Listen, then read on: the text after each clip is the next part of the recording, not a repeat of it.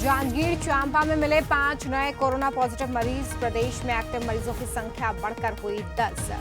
66 में से 56 मरीज ठीक होकर घर लौटे। 20 लाख करोड़ के राहत पैकेज की तीसरी किश्त में किसानों पर फोकस। कृषि आधारित उद्योगों के लिए सरकार ने खोला खजाना। इंफ्रास्ट्रक्चर के लिए 1 लाख करोड़, मछली पालन और फूड प्रोसेसिंग और पशुपालकों को रियायतें।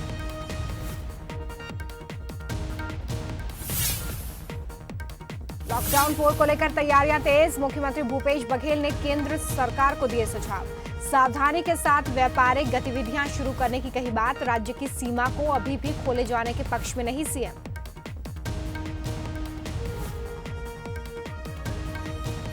मजदूरों को लेकर रेल मंत्री और भूपेश सरकार के बीच ट्विटर वॉर। पीयूष गोयल के राज्यों की अनुमति नहीं देने वाले बयान पर भूपेश का पलटवार।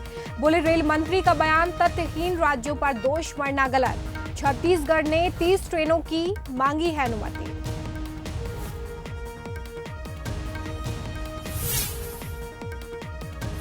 और पूर्व सीएम अजीत जोगी की हालत अब भी गंभीर। ब्रेन को इंफ्रारेड रेडिएशन तकनीक से एक्टिव करने की कोशिश। 9 मई को कार्डियक अरेस्ट के बाद अस्पताल में किया गया था भर्ती।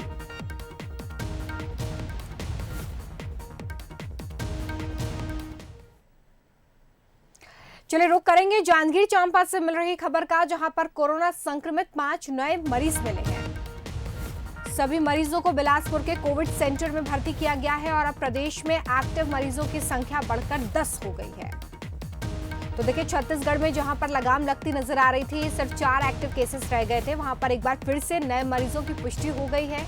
4 मरीजों का एम्स में पहले से इलाज चल रहा है। सभी 5 नए मरीज प्रवासी हैं। चलिए सीधे हम बिलासपुर का रुख कर लेते हैं। उमेश मौर्य हमारे साथ लाइव जुड़ चुके हैं। उमेश, एक बार फिर से रफ्तार पकड़ता हुआ कोरोना संक्रमण छत्तीसगढ़ में नजर आ रहा है और जो नए मरीज आए हैं वो बिलासपुर के कोविड सेंटर में भर्ती किए गए हैं। कहाँ के ये लोग हैं, प्रवासी बताए जा रहे हैं, तो कहाँ से ये आए हुए थे और कैसे ये संक्रमित हुए, इसकी कोई जानकारी मिल पाई है?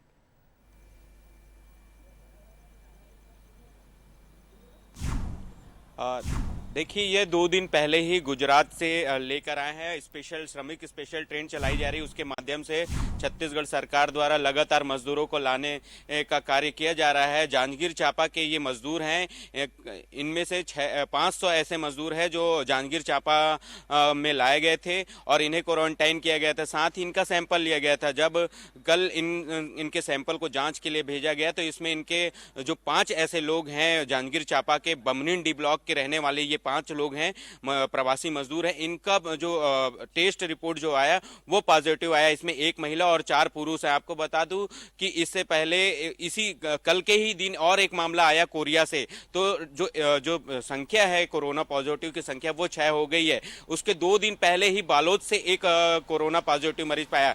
तो जिस तरीके से धीरे धीरे छत्तीसगढ़ कवर कर रहा था, संख्या कम होती जा रही थी, मरीजों के इलाज के दौरान जो सफलता छत्तीसगढ़ को लोगों को मिल रही थी, कोरोना से जो सफलता मिल रही थी, वो धीरे धीरे प्रवासी मजदूरों के आने के बाद एक बार फिर से चिंता बढ़ गई है। ये लगातार हमने भी खबर पे दिखाया था कि जिस तरीके से प्रवासी मजदूर आ रहे हैं उससे कहीं ना कहीं संक्रमण का खतरा बढ़ सकता है, उसकी आशंका है। लेकिन इसको ध्यान में रखते हुए जो प्रशासन है, जिला प्रशासन है, स्वास्थ्य विभाग है, उन्होंने एहतियात बरतते हुए सभी को क्वारंटाइन किया गया था उनके ग्राम पंचायतों में। लिहाजा उनका टेस्ट सैंपल भी लिया गया था और टेस्ट सैंपल में जब कल के डेट पे जब इसका जांच रिपोर्ट सामने आया तो 6 लोग पॉजिटिव पाए गए, जिसमें से जांजगीर जिले के 5 हैं और 1 कोरिया जिले के।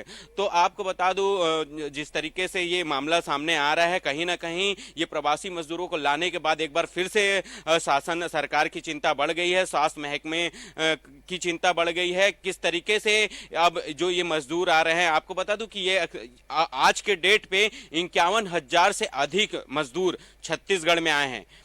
अब इन सबसे बड़ा सवाल यह है कि इन मजदूरों को किस तरीके से टेस्ट किया जाए, इनका कैसे सैंपल लिया जाए, ये सबसे बड़ा अब सामने जो है चिंता वो सामने खड़ी हो गई है राज्य सरकार के सामने।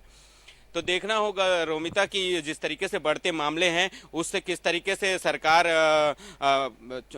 निजात दिला पाती है और किस तरीके से इन जो मरीज हैं इनके जो संख्या बढ़ रहा है इस पे किस तरीके से कमी कर सकती है और किस तरीके से एहतियात बरतते हुए स्वास्थ्य विभाग और साथ में महकमा इसमें एक्टिव दिखाई देता है, ताकि जो बढ़ते मामले हैं उसको कहीं ना कहीं रोकने की जरूरत है।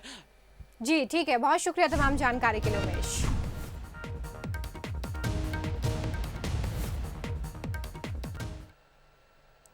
देश के रेड जोन में शामिल कोरबा और कटघोरा कोरोना मुक्त हो गए हैं।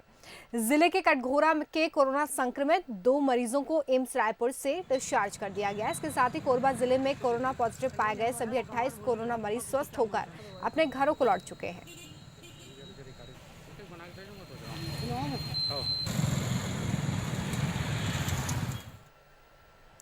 रुक करेंगे रायपुर से मिल रही खबर का, जहां पर सीएम भूपेश बघेल ने केंद्र सरकार को सुझाव दिया है। राज्यों की सीमा 15 जून तक ना खोली जाए, सुझाव दिया गया है। दरअसल ये सारे सुझाव लॉकडाउन 4 के लिए दिए गए हैं। लॉकडाउन का जो चौथा चरण है उसके लिए केंद्र सरकार की तरफ से राज्यों से सुझाव मांगे गए थे। प्रधानमंत्री ने कहा था कि 15 मई तक सभी राज्य सुझाव दें। साथ ही ये भी कहा गया है कि सावधानी के साथ ही व्यापारिक गतिविधियों को शुरू किया जाए। वाहन शोरूम वर्कशॉप शुरू करने का सुझाव भी भूपेश बघेल ने दिया है। इसके अलावा इलेक्ट्रीशियन और मैकेनिक जो हैं उनको भी काम करने की परमिशन दे दी जाए, ये सुझाव में कहा गया है। सोशल डिस्टेंसिंग की शर्त पर होटल्स को भी अनुमति दी जाए। रेड, ऑरेंज और ग्रीन जोन का निर्धारण राज्य करें, यानी कि राज्य डिसाइड करें कि उनके राज्य में कौन से रेड, ऑरेंज और ग्रीन जोन्स होंगे। नई ट्रेन राज्य सरकार की अनुमति से ही चले। ये तमाम सुझाव सीएम भूपेश बघेल की तरफ से केंद्र सरकार को भेजे गए हैं और ये बताया गया है कि राज्य में किस तरह का स्वरूप वो लॉकडाउन 4 का चाहते हैं।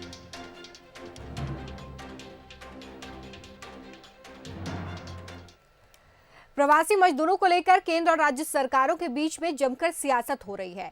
छत्तीसगढ़ में इस मसले को लेकर सियासी तलवारें खिंच गई हैं। रेल मंत्री पीयूष गोयल के आरोप लगाने के बाद सीएम भूपेश बघेल की तरफ से भी हमला किया गया है और ऐसे में सियासत गर्मा गई है। रिपोर्ट देखिए। मजदूरों पर दूसरा घमासान, सोशल मीडिया पर ट्वीट वार, रेल मंत्री को सीएम का जवाब। 1200 ट्रेन सिर्फ प्रवासी मजदूरों को अपने घर तक पहुंचाने के लिए रखी हैं, जिससे रोज हम 300 ट्रेनें शुरू कर सकते हैं रोज। लेकिन कई ऐसे राज्य हैं, पश्चिम बंगाल, छत्तीसगढ़, राजस्थान, झारखंड, जहां से बहुत ही कम परमिशन, बहुत ही कम ट्रेनों के लिए परवानगी मिल रही है। छत्तीसगढ़ में मजदूरों को लेकर सियासत चरम पर है। इस सियासत में आग में घी का काम किया रेल मंत्री पीयूष गोयल के उस बयान ने, जिसमें उन्होंने ट्रेन न चलने के लिए छत्तीसगढ़ को जिम्मेदार बताया। उनके ट्वीट के बाद मुख्यमंत्री भूपेश बघेल ने तत्काल ट्वीट करते हुए जवाब दिया कि 30 ट्रेनें मांगी थी, सिर्फ 14 ट्रेनें मिली हैं। रेल मंत्री का बयान तथ्यहीन है। स्वास्थ्य मंत्री ने भी कहा, ये वक्त इन सब बातों का नहीं है। केंद्र सरकार के प्रतिनिधियों को ऐसी आधारहीन, गलत और राजनीतिक टिप्पणियां नहीं करनी चाहिए। ऐसे समय ये राजनीति करने का नहीं है। उनको खुद ही पहले गिरेबान में झांक के देख लेना चाहिए कि उनके प्रधानमंत्री जी ने 33 मिनट के देश के अभिभाषण में पैदल चलने वाले श्रमिकों को कितना समय दिया, कितना स्थान दिया। उसी से ये बातें फिर समझ में आ जाती हैं। वो नहीं ऐसा कहते तो शायद मैं भी ये बात नहीं कहता। ये समय नहीं है ये सब करने का। केंद्र सरकार ने शायद ये व्यवस्था बना रखी है कि कहीं अगर 700 से कम रजिस्ट्रेशन होता है तो वो ट्रेन छोड़ते ही नहीं है। ये मेरे को जानकारी मिली है कि कम से कम 700 लोगों का जब रजिस्ट्रेशन होता है तब वो ट्रेन छोड़ते हैं। हो सकता है उनकी एक व्यवस्था हो, तो वैसे में उनको दूसरी व्यवस्था देनी चाहिए, बस से भिजवा दीजिए वहां से। समस्या सिर्फ ट्रेन के जरिए मजदूरों को लाने की नहीं है। एक बड़ी समस्या ये भी है कि छत्तीसगढ़ आ रहे मजदूरों को भेड़ बकरियों की तरह ट्रकों और बसों में भरकर रवाना कर दिया जा रहा है। यहाँ सोशल डिस्टेंसिंग तो दूर की बात, पैर रखने तक की जगह नहीं होती। मैं फोन में बात किया पीयूष गोयल से, मैं कहा भाई छत्तीसगढ़ के लिए ट्रेन क्यों नहीं दे रहे हो आप? छत्तीसगढ़ के लिए बाकी जगह आप रोज ट्रेन कर रहे हैं, दूसरी जगह 300 के आंकड़े पार गए, 250 के आंकड़े पार कर गए, हमारे यहाँ क्यों नहीं? उनका स्पष्ट कहना था कि मुझे डिमांड दो, मुझे एग्रीमेंट और किस स्टेशन से कितने लोग बैठेंगे, उनको टिकट की व्यवस्था हम काट के देते हैं, उनके हाथ में देते हैं, एक डिटेल प्रोग्राम बना के कि किस किस स्टेशन में कितने को उतरना है पूरे। इन्होंने सिर्फ और सिर्फ चिट्ठी लिख दिया। प्रदेश में मजदूरों के आने का सिलसिला लगातार जारी है। रोज दर्दनाक तस्वीरें मजदूरों की दिख रही है। पैदल, साइकिल, बस, ट्रकों में ठूस ठूस कर आ रहे मजदूरों की नम आंखें ये सवाल सभी से पूछ रही हैं कि क्या मैं इस देश का नागरिक नहीं हूँ? क्या मुझे जीने का अधिकार नहीं? मुझे अपने देश के संसाधनों के इस्तेमाल का अधिकार नहीं है? लेकिन अफसोस, सब देखते हुए भी सरकारों ने, समाज ने मुंह मोड़ रखा है। अभिषेक शुक्ल के साथ धनवेंद्र जायसवाल, बंसल न्यूज, रायपुर। बीजेपी के राष्ट्रीय प्रवक्ता संबित पात्रा ने भी इस मसले पर छत्तीसगढ़ सरकार को घेरा और कहा कि कांग्रेस शासित राज्यों में मजदूर सबसे ज्यादा परेशानियों का सामना कर रहे हैं और केंद्र को दोष दे रहे हैं।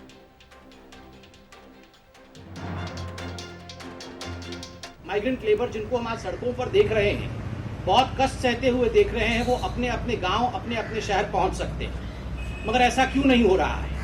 या बहुत सारी जगहों पर ऐसा क्यों नहीं हो रहा है? बंधुगण, वो इसलिए नहीं हो रहा है क्योंकि कुछ राज्य, खास करके जो कांग्रेस शासित राज्य हैं और जो टीएमसी के राज्य हैं, वो पूरी तरह से इस पे राजनीति करने में आमदा है। वो पूरी तरह से किस प्रकार श्रमिकों को ट्रांसफर न किया जा सके, और ये जो माइग्रेंट लेबर हैं, परेशान जो आज हो रहे हैं, वो इन्हीं कांग्रेस शासित राज्य और टीएमसी के कारण हो रहे हैं। मैं उदाहरण देता हूं, आज सबसे अधिक अगर श्रमिक कहीं परेशान है तो वो वेस्ट बंगाल में है, वो झारखंड के, वो छत्तीसगढ़ के और वो राजस्थान के। ये जो श्रमिक इन राज्यों से आते हैं वो सर्वाधिक परेशान है। मजदूर अपने घरों तक पहुंचने के लिए संघर्ष कर रहे हैं।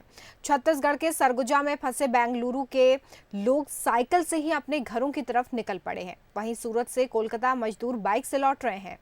इसके साथ ही जिन मजदूरों के पास कोई साधन नहीं है, वो अपने घर तक का सफर पैदल ही तय कर रहे हैं। रायपुर पहुंचे मजदूरों को अब बसों में उनके गांव तक पहुंचाया जा रहा है, जहां उन्हें सोशल डिस्टेंसिंग का पालन ना करते हुए बसों में ठूस ठूस कर भरा जा रहा है। मौके का जायजा लिया स्टेट एडिटर धनवेंद्र जायसवाल ने। कोविड-19 की वजह से लॉकडाउन ने मजदूरों के लिए बड़ी मुसीबत पैदा की है। कुछ मजदूर पैदल चल पड़े हैं, कुछ मजदूरों को ट्रकों की सवारी मिल रही है। तो यहाँ रायपुर में टाटीबंद के पास से बसों से मजदूरों को उनके घरों में भेजने का सिलसिला चल रहा है। वहीं कुछ मजदूर ऐसे हैं जो साइकिल चला करके अपने गंतव्य की तरफ रवाना हुए हैं। ये 9 श्रमिकों का एक जत्था है जो बेंगलोर से साइकिल पर चल करके आ रहा है। आप लोग कहाँ से आ रहे हैं? वहाँ बेंगलोर से आ रहे हैं सर। वहाँ क्या करते थे? आरएमसी लाइन में काम करते थे। कब से वहाँ से निकले हैं और ये व्यवस्था कैसे की है?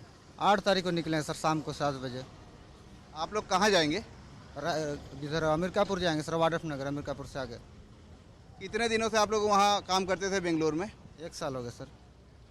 अच्छा, जब आप लोग बेंगलोर से 8 तारीख को निकले थे तो रास्ते में रुकने की, खाने की कोई व्यवस्था आप लोग को मिल पाई? कहीं पर इंतजाम था? आंध्रा में मिला, तो आंध्रा में, इधर तेलंगाना में मिला था सर, महाराष्ट्र में मिला, अब बस 2 जगह मिला खाना। छत्तीसगढ़ की सीमा में आने के बाद खाने पीने का कोई इंतजाम? कोई इंतजाम नहीं हुआ सर।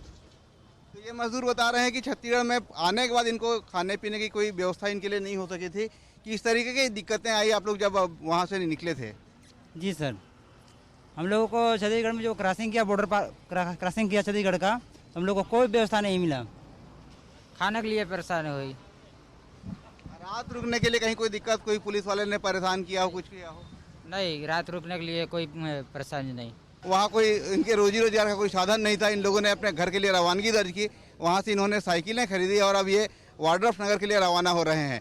कैमरामैन दीपक साहू के साथ धनवेंद्र जायसवाल, बंसल न्यूज़, रायपुर। हैदराबाद में पढ़ रही बस्तर संभाग की 117 छात्राएं, जिन्हें लेकर 4 बस बस्तर पहुंची माफ कीजिए।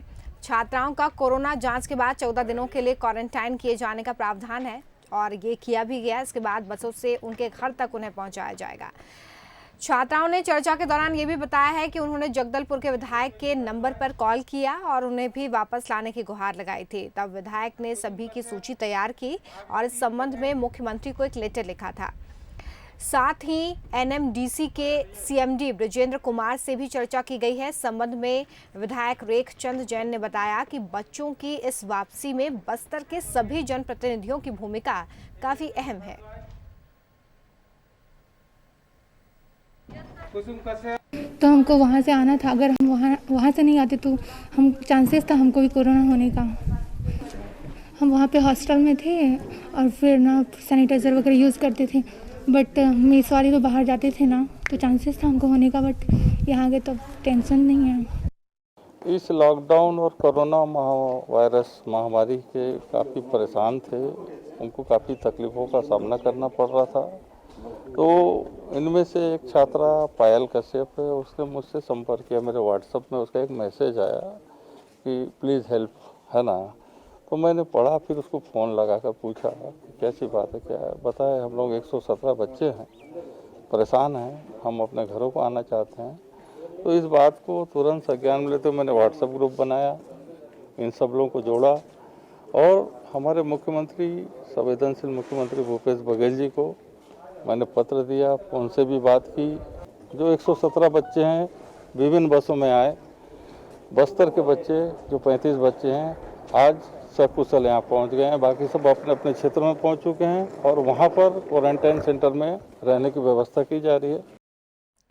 छत्तीसगढ़ में करीब 14,000 से ज्यादा नियमित शिक्षकों की भर्ती प्रक्रिया पूरे 1 साल बीत जाने के बाद भी पूरी नहीं हो पाई है और ऐसे में अंबिकापुर के अभ्यर्थी कोरोना काल में अपने आप को ठगा महसूस कर रहे हैं। छत्तीसगढ़ सरकार ने साल 2019 में विज्ञापन जारी करते हुए करीब 14,000 शिक्षकों के पद पर भर्ती निकाली थी।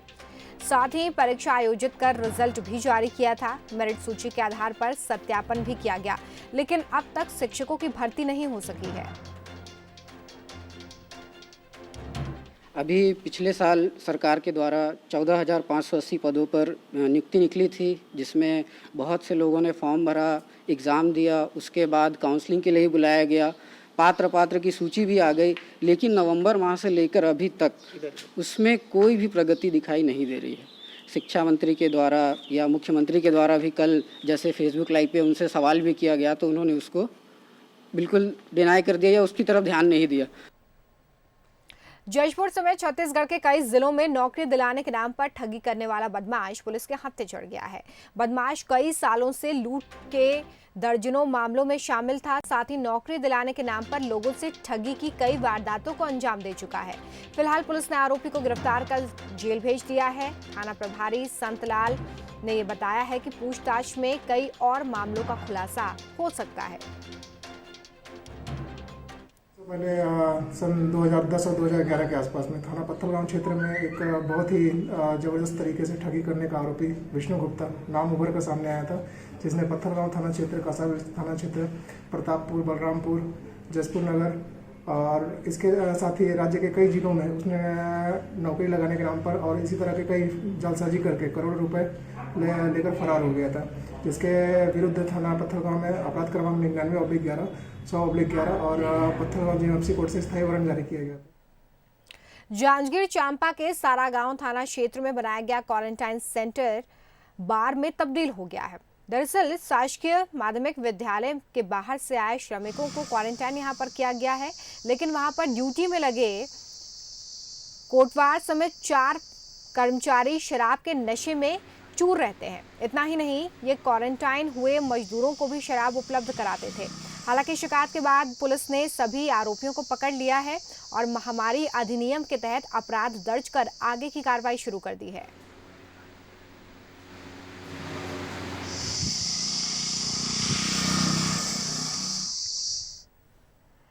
लॉकडाउन की वजह से दूसरे प्रदेशों में फंसे मजदूरों का लौटना लगातार जारी है और बड़ी संख्या में मजदूर पैदल ही घर जाने के लिए मजबूर हैं, जिनकी परेशानी को देखते हुए कई लोग उनकी मदद करने के लिए सामने आ रहे हैं।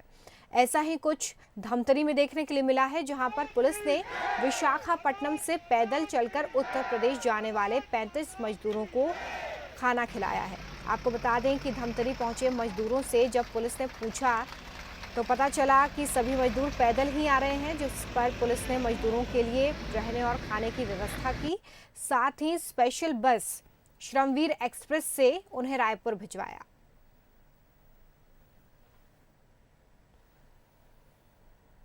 छत्तीसगढ़ में शराब की दुकानों को खोले जाने का विरोध लगातार हो रहा है। बीजेपी ने 1 दिवसीय अनोखा धरना प्रदर्शन भी किया। इस धरने में बीजेपी के सभी नेता एक जगह एकत्रित ना होकर अपने अपने घरों के आंगन में धरने पर बैठे। बीजेपी नेताओं के इस प्रदर्शन की खूब चर्चा हो रही है। इस दौरान बीजेपी के प्रदर्शन को लेकर प्रदेश के आबकारी मंत्री ने कहा कि 15 साल इन्होंने खूब शराब बेची, अब विरोध कर रहे हैं। उन्होंने कहा कि लॉकडाउन के दौरान अवैध शराब की भी खूब बिक्री हुई है और यह अवैध शराब बीजेपी शासित राज्यों से आती थी। आबकारी मंत्री ने चुटकी लेते हुए कहा कि बीजेपी के कहने पर शराबबंदी नहीं की जाएगी। 15 साल दारू बेचे है। अभी जो हम लोग दारू बंद हुआ अभी कोरोना पीरियड में, अभी लॉकडाउन में, ये दारू कहाँ से आते थे? हरियाणा बीजेपी की सरकार, मध्य प्रदेश बीजेपी की सरकार, उत्तर प्रदेश बीजेपी की सरकार, यहाँ 2 नंबर दारू बेचते थे। मेरे को इन लोग लगता है कि उन लोग साथ मिले भागे तो होगा, लेकिन इन लोग बोलने से यहाँ का जनता, यहाँ का सरकार बंद नहीं करेगा, दारू चलेगा। जब हमारा जो घोषणा पत्र में आया, हम लोग उसको समीक्षा करेंगे। हमारा सामाजिक आर्थिक सब लोगों को राय लेंगे, अब जैसे पत्रकार लोगों को, तब हम सोचेंगे कि बंद करना है कि नहीं करना है। ये भारतीय जनता पार्टी ये पूरा डूब चुके हैं। पंचायत चुनाव, नगर पंचायत, जिला पंचायत में हार चुके हैं। हारे हुए लोग घर के अंदर, पहले तो जनता इसको निपटाया, अब इनके घर का डौकी रोक नहीं कर दिए, बाहर में इधर न बैठो। बलरामपुर में मनरेगा के तहत शासकीय राशि में की गई लाखों की रुपए का गबन का मामला सामने आया है। मामले में जल संसाधन क्रमांक के EEUS राम समेत 4 लोगों के खिलाफ FIR दर्ज की गई थी, लेकिन 15 दिन बीत जाने के बाद अब तक किसी की गिरफ्तारी नहीं हुई है। और इस बीच जिला पंचायत उपाध्यक्ष ने मामले में जल्द से जल्द कार्रवाई की मांग की है। तो वहीं क्षेत्र विधायक ने कहा कि कोई भी आरोपी बख्शा नहीं जाएगा। तो पुलिस मामले की जांच करने का राग अलापती नजर आ रही है। मैंने साफ साफ कहा है, जिनका काम किया उनका भुगतान हो जाना चाहिए। और अगर इसमें जो भी सरकारी खजाने से पैसा गड़बड़ किया, लूट किया, डकैती किया और मजदूरों के साथ हेराफेरी किया, तो कदापि बर्दाश्त नहीं किया जाएगा। पुलिस से भी हमने बात किया है, उन्होंने कहा साहब प्रारंभिक दृष्टि से जो रिपोर्ट आया हमने FIR कर लिया है, विवेचना चल रही है और जांच करके हमने कहा है कि तत्काल कार्रवाई करो। जो दोषी है कोई भी व्यक्ति हो, किसी भी कीमत में बख्शा नहीं जाना चाहिए, उसके खिलाफ कार्रवाई हो, चाहे कितना बड़ा अधिकारी हो या छोटा अधिकारी। यहाँ पर एक छोटे से ब्रेक के लिए रुकेंगे, लेकिन ब्रेक में आप देखिए इंटरनेशनल सुपरफास्ट, उसके बाद हम आपको रूबरू करवाएंगे ताज़ा तरीन खबरों से।